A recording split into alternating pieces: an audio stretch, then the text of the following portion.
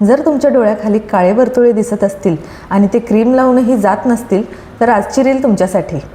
नमस्कार, मी डॉक्टर केतकी.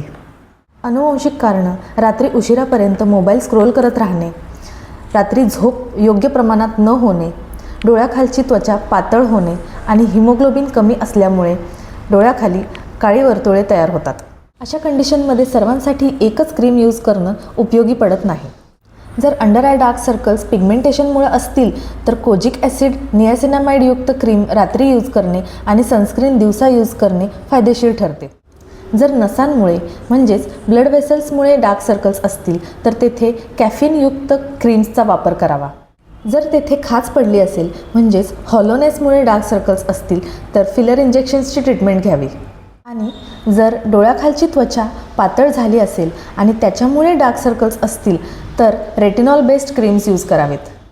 योग्य कारण ओळखलं तरच योग्य प्रकारे उपचार होईल. त्यामुळे आजच तुमच्या त्वचारोग तज्ज्ञाला भेट द्या आणि त्यांच्याकडून तुमच्या डार्क सर्कल्सची ट्रीटमेंट करून घ्या.